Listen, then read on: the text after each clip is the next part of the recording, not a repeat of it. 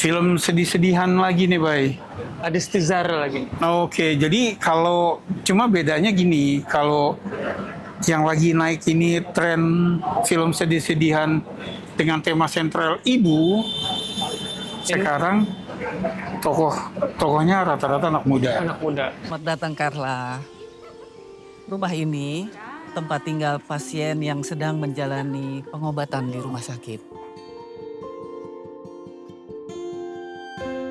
The Talkies. Ngomongin film bersama Bayu dan Edoy.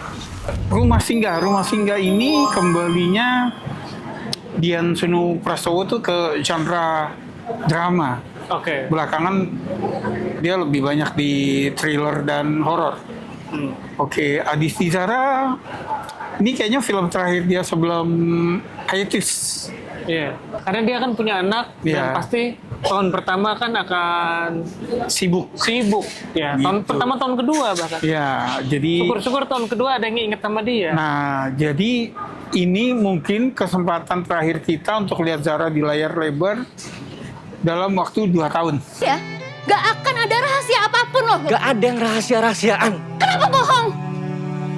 Terus di sini Zara ditemani oleh Devano Danendra. Yang di film ini nggak tahu kreditnya kenapa Devano doang ya. Devano doang, terus Sisio Manasero. Terus ada Aming, ada Dewi Irawan. Oke. Again, harusnya kita nonton berdua, tapi gue berhalangan. Bay, filmnya gimana, Bay? Oke, ini bercerita tentang tokoh utamanya adalah Carla yang diperankan Zara. Dia itu seorang atlet daerah ya, atlet Jawa Barat, atlet lari. Ya, di trailernya ada dia Iya. lagi lari. Suatu ketika dia lagi latihan cedera, kakinya sakit. Ternyata setelah diperiksa lebih lanjut, dia kena kanker tulang. Dia harus menggantung sepatu. Masalahnya, dia kayaknya cuma punya bapak doang deh. Dan bapaknya itu kerja di kilang minyak. Oh, oke, Di- offshore. Pas pantai di laut gitulah yang dia nggak bisa pulang gitu. Jadi dia cuma bisa nelfon, ya nggak bisa berada di sisinya setelah waktu dia sakit kan. Jadi Bapaknya siapa, Bay? bapaknya Alex Abad. Oh, oke. Jadilah dia masuk ke rumah singgah ini. Rumah singgah ini adalah rumah tempat dia itu para penderita kanker. Rumah ini tempat tinggal pasien yang sedang menjalani pengobatan di rumah sakit. Jadi konsepnya tuh kayak panti jompo, ya, tapi untuk para penderita kanker. Iya. Jadi memang pada saat pertama masuk ke situ dia menyendiri gitu karena memang orang pada taruhan lihat hari pertama nangis nggak tuh orang. Karena semua orang nangis di situ. Oke. Jadi kayak menyendiri akhirnya yang lain berusaha membuat si Zara ini, si Carla ini untuk gabung. Akhirnya dia bisa gabung juga di situ. Terus mereka membuat pertemanan berempat nih. Tony, Lucky, Pika, sama si Carla. Masing-masing ya pada saat perkenalan menerangkan bahwa gue sakit ini sudah seberapa parah. Mereka semua sadar bahwa apa yang mereka derita ini terminal gitu. Sehingga mereka kemudian membuat bucket list. Gimana kalau kita janji untuk saling bantu wujudin bucket list ini? Sebenarnya dia nyambungin dengan konsep origami di Jepang tuh kalau dia bisa membuat 1000 origami. Udah bikin 1000 origami, impiannya bisa tercapai. Jadi di origami itu ditulis wish-nya apa gitu. Nah dia pada saat mereka bikin-bikin itu kayak wish yang lo paling pengen tuh apa sebelum lo mati gitu. Terus masing-masing menuliskan wish-nya itu. Ada 4 bucket list yang mereka akan coba laksanakan. Itulah premisnya. Gue pengen ketemu masa lalu gue. Kalau Kak Lucky, Aku mau pulang ke rumah. aku pengen lari lagi. Jadi gantian buat si dia dulu, nanti gitu ya? Iya. Oke. Bucket list ini konsep yang kalau menurut gue dipopulerkan oleh film yang judulnya sama The Bucket List ya. Ketika Jack Nicholson sama Morgan Freeman, mereka tahu mereka sama, umurnya nggak lama lagi, kemudian mereka punya bucket list apa nih yang gue pengen lakukan. ayo wujudkan sebelum kick the bucket. Nah, makanya ada istilah bucket list gitu. Kick the bucket itu artinya meninggal gitu kan. Bungee jumping, minum kopi luwak gitu yang kayak gitu kan. Nah, di sini tuh kayak gitu. Nih konsepnya juga menarik, kayaknya film Indonesia belum ada yang angkat konsep kayak gini. Terus, nah cuma kalau The Bucket List itu lebih ke komedi, ini lebih ke drama ya, baik. Jadi filmnya itu udah pasti ya, dengan tema ini kan sedih gitu. Sebenarnya film sedih ini bukan favorit gua.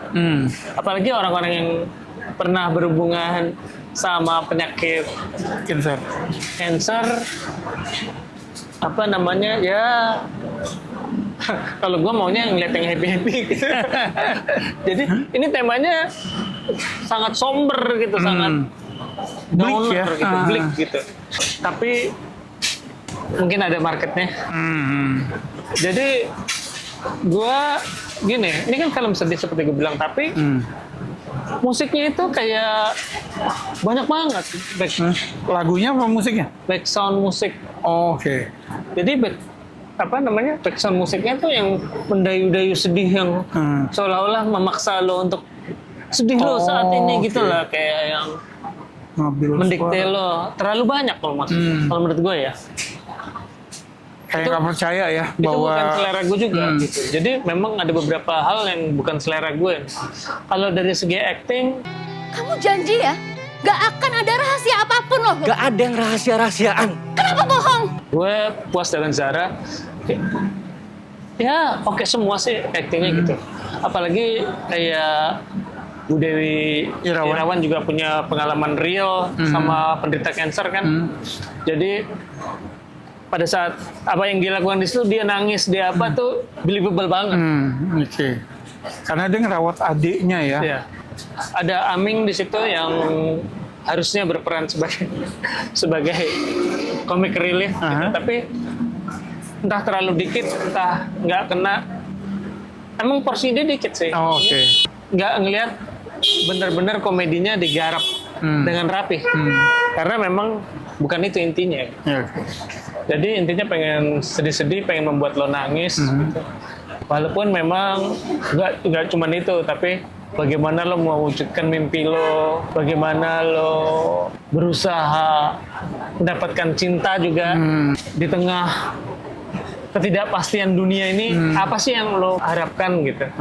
Jadi kan sebetulnya terminal cancer itu ketika orang kayaknya udah tahu hidupnya nggak lama lagi. Iya. Ya. Jadi ketika mereka bikin bucket list itu artinya dia kepengen live to the fullest gitu kan ya. Jadi mau dimaksimalin nih sisa hidup yang ada gitu. Nah di situ sebetulnya spiritnya ya. Iya.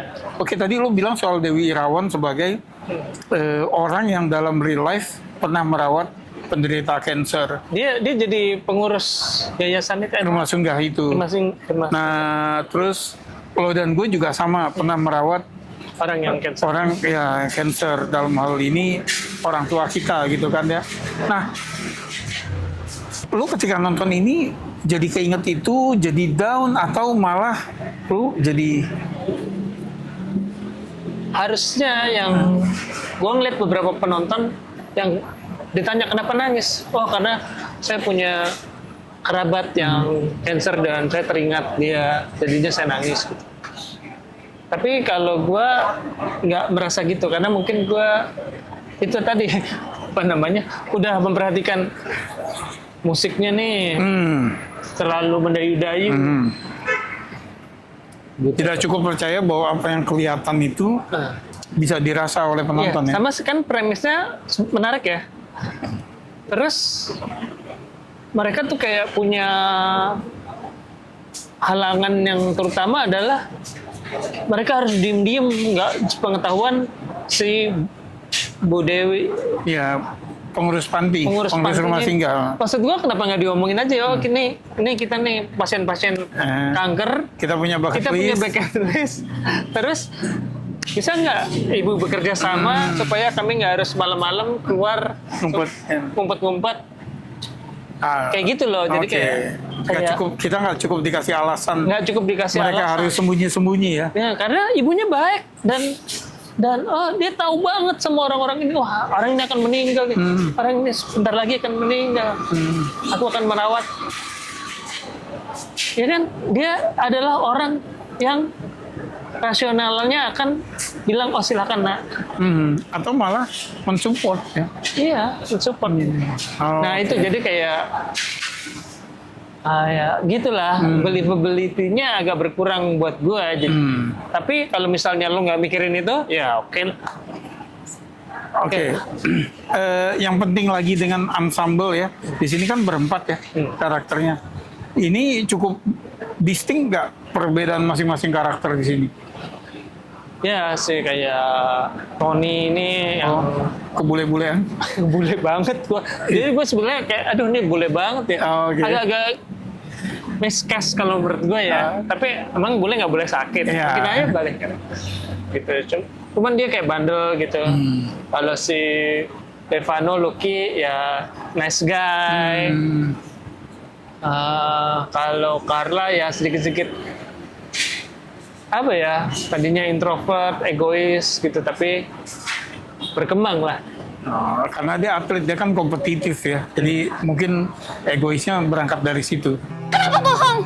Emang di sini banyak adegan kunci yang menurut gue tingkat kesulitannya tinggi gitu, karena lo harus, tujuan lo adalah membuat penonton terhanyut apa yang lo lakukan. Mau adegan sedih, mau adegan yang membuat penonton berbunga-bunga gitu. Ada beberapa adegan kunci di sini dan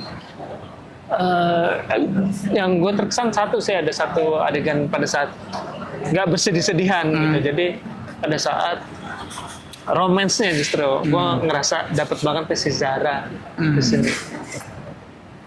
Gue terus terang kangen emang ngeliat dia di layar lebar. Gue juga udah lama kan ada beberapa film yang gue miss. Iya. Gitu ya. Karena memang menurut gue she made some questionable If not bad, questionable. choices gitu ya. Sayang lah charm dan bakatnya segitu gede. Iya, dia seorang Tapi perannya anak muda yang paling berbakat, termasuk yang paling berbakat. saat itu. Tadi gue bilang kan ini comebacknya Dian Sunu Prasowo di genre drama ya. Tapi gue lupa tahun lalu dia ada juga yang di Jangan Panggil Mama Kafir, si Michelle Judith gitu. Jadi oke lah, dia kayaknya mungkin udah mau balik ke drama lagi. Rumah Singgah Dian Sunu Prastowo, skor baik. Skor 6,7 lah. Oh oke, ini passing grade juga nih. Passing grade. Gitu, jadi bisa dinikmati.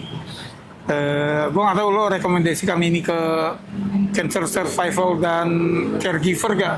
Oh ya, karena walaupun di situ memperlihatkan pasien-pasien kanker yang tentu aja ada yang meninggal, gitu, tapi nggak semuanya dikasih set ending lah. Jadi memang ada hal-hal yang happy juga. Iya, kalau gue sih ngeliat dari judulnya Rumah Singgah gitu ya, terus kasih anak muda, kayaknya nih filmnya mestinya tanda kutip uplifting ya, ngasih semangat ya. Ya akan dia terakhir. Semenjak dengar vonis dokter, kayaknya baru tadi aku punya harapan lagi. Oke, Rumah Singgah 6,7 dari Bayu. Gimana pendapat kamu? Ini juga filmnya udah ada beberapa sneak preview gitu ya. Yang udah sempat nonton silakan komen di sini. Akan tayang mulai hari ini 27 Agustus 2026. Kita lihat apakah Zara akan ingat ya. Dia akan hilang 1-2 tahun gitu. Apakah dia akan bersinar kembali menjadi Indonesia sweetheart gitu. Oke, silakan komen. Makasih udah mampir. Sampai ketemu di film berikutnya. Salam.